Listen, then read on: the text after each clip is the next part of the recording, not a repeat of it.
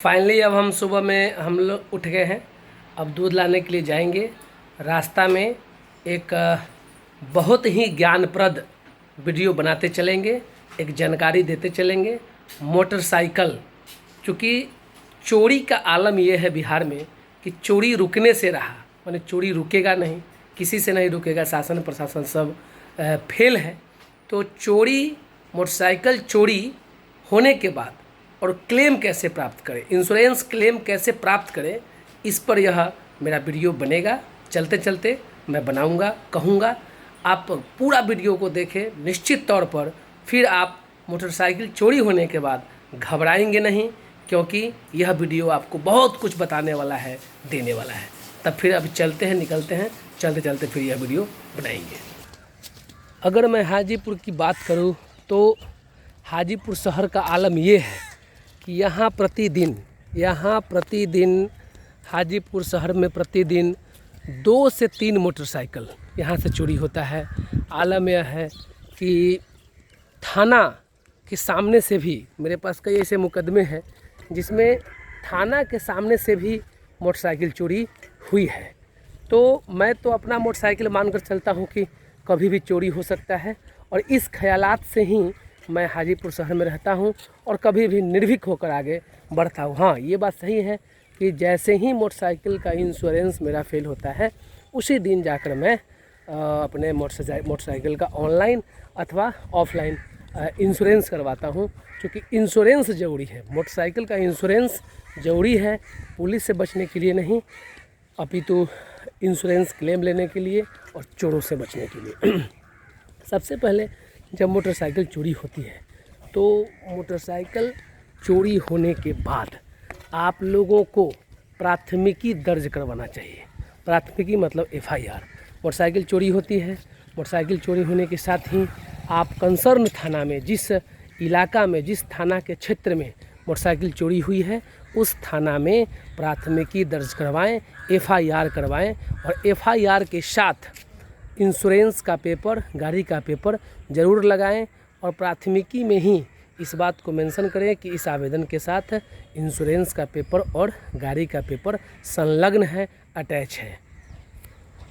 FIR हो गया। FIR होने के बाद तुरंत ही जिस कंपनी के आपका गाड़ी का इंश्योरेंस है, तो अपने इंश्योरेंस कंपनी, गाड़ी के इंश्योरेंस कंपनी के टोल फ्री नंबर पर फ़ोन करके क्लेम दर्ज करवा लें। उदाहरण स्वरूप, यदि आपके गाड़ी का इंश्योरेंस ICICI लोम्बार्ड का है, अथवा टाटा AIG का है, अथवा किसी कंपनी का है, जिस कंपनी के गाड़ी का इंश्योरेंस है आपका, तो जिस कंपनी का भी आपके मोटरसाइकिल का इंश्योरेंस है, उस इंश्योरेंस कंपनी के टोल फ्री नंबर पर फ़ोन करके क्लेम दर्ज करवाएं और क्लेम नंबर प्राप्त करें। ध्यान रहे, FIR होने के बाद ही क्लेम दर्ज करवाएं, चूँकि company, insurance company FIR number भी मांगेगी क्लेम दर्ज करवाते समय। FIR हो गया, क्लेम हो गया। FIR और क्लेम के बाद अब है DTO इंटीमेशन। DTO इंटीमेशन क्या होता है, थोड़ा देर बाद हम बताते हैं। आप इस वीडियो पर बने रहें, वीडियो को देखते रहें। DTO इंटीमेशन होता है कि गाड़ी चोरी होने के बाद जिस गाड़ी, आपकी गाड़ी यानी जिस गाड़ी की चोरी हुई है, और उस गाड़ी का निबंधन किस ज़िला से है, किस ज़िला परिवहन पदाधिकारी के यहाँ से है। मान लिया जाए कि वैशाली ज़िला का गाड़ी है, पटना ज़िला में चोरी हुई है, तो DTO इंटीमेशन वैशाली ज़िला के ज़िला परिवहन पदाधिकारी के यहाँ, वैशाली ज़िला के ज़िला पदाधिकारी को देना होता है। करना क्या है, करना है कि आप एक आवेदन लिखें कि आपकी गाड़ी का नंबर क्या था, निबंधन संख्या क्या था, और वो गाड़ी कब चोरी हुई, कैसे चोरी हुई, और विषय में होगा कि गाड़ी चोरी होने के उपरांत सूचना देने के संबंध में, और इस तरह से आवेदन एक लिखकर, और FIR का सर्टिफाइड कॉपी का छाया प्रति, या फिर FIR का थाना की कॉपी जिस पर मोहर लगी हुई होती है, उसका छाया प्रति लगा के आप DTO के यहाँ आवेदन दें, जिसको DTO इंटीमेशन कहते हैं। DTO इंटीमेशन हो गया, FIR हो गया, आपका इंश्योरेंस कंपनी के यहाँ क्लेम दर्ज हो गया। इस बीच इंश्योरेंस कंपनी के कार्यकर्ता आएंगे, आपके पास आएंगे और जो डॉक्यूमेंट्री प्रक्रिया है, जैसे घटना स्थल पर जाएंगे, उसका चौहद्दी वगैरह लिखेंगे, वहाँ के 1-2 आदमी से पूछताछ भी कर सकते हैं। आपसे प्रपत्र फॉर्म शायद 28, 29, 30 लेंगे, दोनों मूल चाबी लेंगे। याद रहे, ध्यान रहे, गाड़ी का दोनों चाबी बड़ा इम्पोर्टेंट है। जहाँ तक मुझे कानून का ज्ञान है कि यदि एक भी चाबी कम होता है तो आपको 25% शायद 25% इंश्योरेंस का कम मिल सकता है। इसलिए दोनों मूल चाबी कार्यकर्ता को दें, जो इंश्योरेंस कंपनी का कार्यकर्ता है, और सब का सबूत लें। कार्यकर्ता को दे 29, 28, 29, 30 फॉर्म लेगा और स्टाम्प वगैरह भी ले सकता है। कोई कंपनी 100 रुपये के स्टाम्प पर डॉक्यूमेंट्री प्रक्रिया करवाता है, कोई 1000 के स्टाम्प पर डॉक्यूमेंट्री प्रक्रिया करवाता है। तो इस तरह से डॉक्यूमेंट्री प्रक्रिया इंश्योरेंस कंपनी के एजेंट के द्वारा किया जाएगा। और उसके बाद जब डॉक्यूमेंट्री प्रक्रिया इंश्योरेंस कंपनी का एजेंट कर लेगी, तब आपको एक चेक रिपोर्ट एक फॉर्म देगी, जिस पर उसका साइन होगा। और साइन होने के बाद कौन कौन सा मूल दस्तावेज आपसे वह लिया है, वह सब पर टिक होगा। ध्यान रहे, चेक लिस्ट लेना न भूलें, क्योंकि चेक लिस्ट के माध्यम से ही यह प्रूफ होता है कि आपका जो इंश्योरेंस कंपनी है वो आपके पास आई थी और आपसे डॉक्यूमेंट्री प्रक्रिया करवाई है, डॉक्यूमेंट ली है, और कौन कौन से मूल दस्तावेज आप उसको दिए हैं। इसी बीच पुलिस का भी अनुसंधान चलते रहता है, पुलिस का जांच चलते रहता है।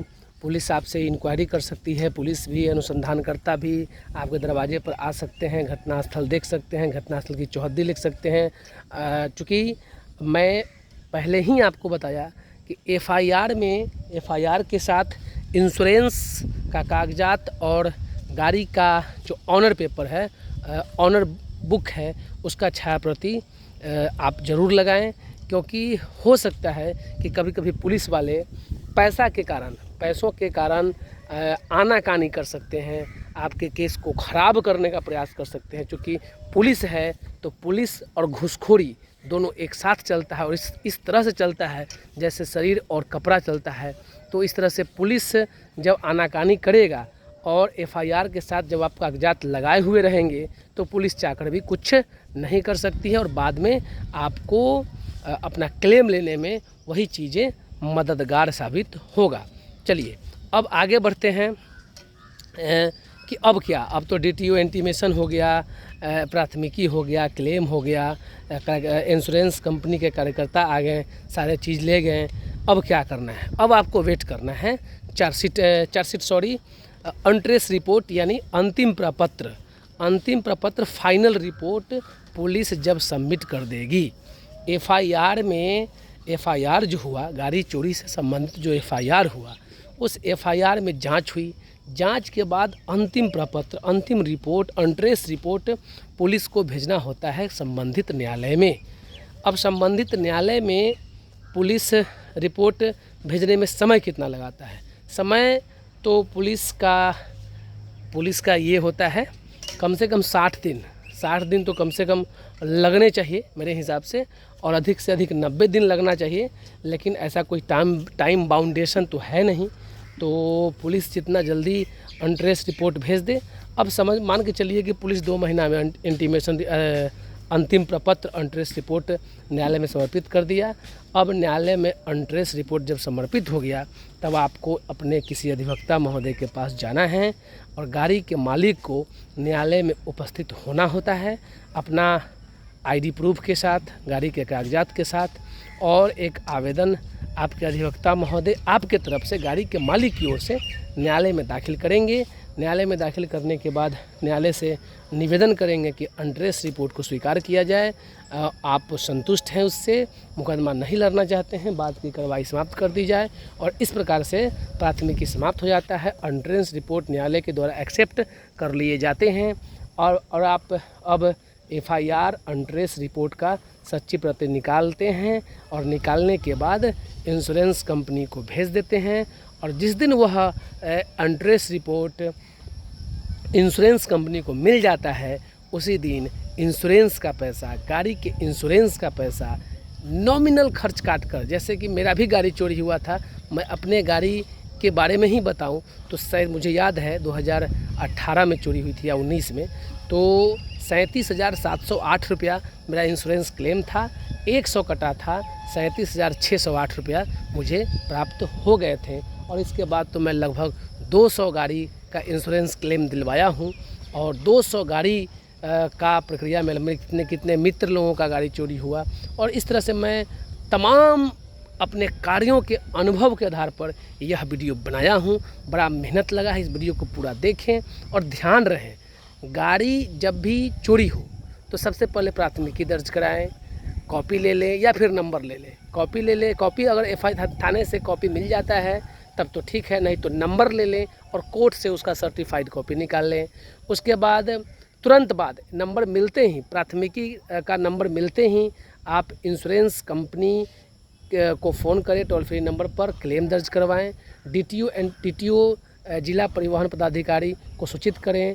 जो भी इंश्योरेंस कंपनी के कार्यकर्ता आते हैं डॉक्यूमेंट्री प्रक्रिया पूरा करवाएं और अंतिम में इंटरेस्ट रिपोर्ट न्यायालय से स्वीकृत करवाएं, एक्सेप्ट करवाएं और सारे दस्तावेज़ को प्रॉपर वे में जमा करें। सबका साक्ष्य रखें, सबका सबूत रखें और सबका माने एक कागजात आप अपने पास रखें, ताकि यदि इंश्योरेंस क्लेम आनाकानी करे इंश्योरेंस देने में, इंश्योरेंस का पैसा देने में, तो आप कंज्यूमर कोर्ट तक जा सके और मुकदमा वहाँ जीत सके। अब इंश्योरेंस क्लेम पैसा नहीं देती है, आनाकानी करती है, तो उसके बाद को मैं अगले वीडियो में बनाऊंगा। उम्मीद करता हूँ यह वीडियो आपको अच्छा लगेगा, अच्छा लगा होगा, ज्ञान मिली हुई होगी। और फिर मैं दूसरे वीडियो में आपसे मिलूँगा। तब तक के लिए बाय बाय।